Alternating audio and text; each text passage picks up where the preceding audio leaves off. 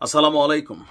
Doctor Mohammad ইউনূসের সরকার আসার পরে প্রত্যেকের মনে একটা জিনিস কাজ করছে যে আইন উপদেষ্টা হিসেবে যিনি বসছেন ডক্টর আসিফ নজরুল, তিনি কতটুকু নিরপেক্ষ।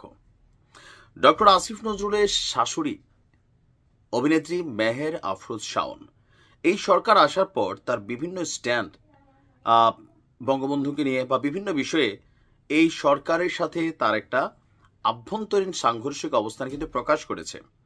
ইভেন যারা ধরেন ডক্টর মোহাম্মদ ইউনূসের ফ্যান ফলোয়ার আছেন, বিশেষ করে সাংবাদিক ইলিয়াস বা পিনাকি দাদারা, সবাই কিন্তু মেহের আফরোজ শাওনের পিছনে খুব শক্তভাবেই লাগছেন।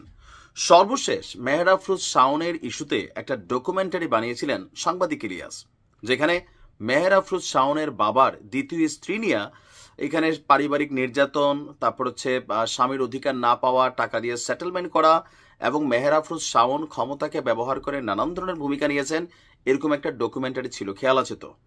তো সেই ঘটনার পরপরই আমরা দেখেছিলাম মেহের আফরোজ শাওনের কি বলা হয় যে মোটামুটি একটা মামলার দিকে এই বিষয়টা গড়াচ্ছিল। অবশেষে সেই দ্বিতীয় মা যিনি নিশি, তিনি মামলা করেছিলেন, আর সেই মামলায় মেহের আফরোজ শাওনকে গ্রেপ্তারের নির্দেশনা চলে এসেছে।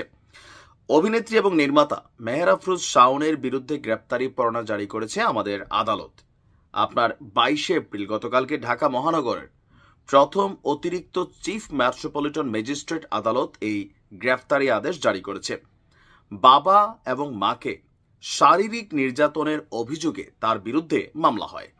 বক্তব্য ছিল যে তিনি নিজে অল্প বয়সে বৃদ্ধ একজন মানুষকে বিয়ে করলেও তার বাবা যখন অল্প বয়সে একজন নারীকে বিয়ে করেছে এটা তিনি মেনে নিতে পারেন নাই, এমনকি নানানভাবে তিনি প্রভাব বিস্তার করেছেন যেন বাবার দ্বিতীয় স্ত্রীকে তালাক দেওয়া হয়।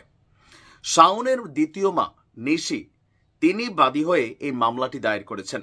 মামলায় ঢাকা মহানগর পুলিশের গোয়েন্দা শাখার সাবেক প্রধান মোহাম্মদ হারুনুর রশিদ সহ, মানে ডিবি হারুন সহ 12 জনকে আসামি করা হয়েছে।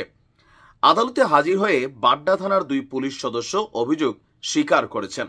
তারা বলেন, বাড্ডা থানার তৎকালীন ওসির নির্দেশে তারা বাদী নিশি ইসলামকে আটক এবং নির্যাতনে অংশগ্রহণ করেছিলেন। শাওন, ডিবি হারুন সহ বাকি আসামিরা আদালতে হাজির না হওয়ায় তাদের বিরুদ্ধে গ্রেপ্তারি পরোয়ানা জারি করেছে আদালত।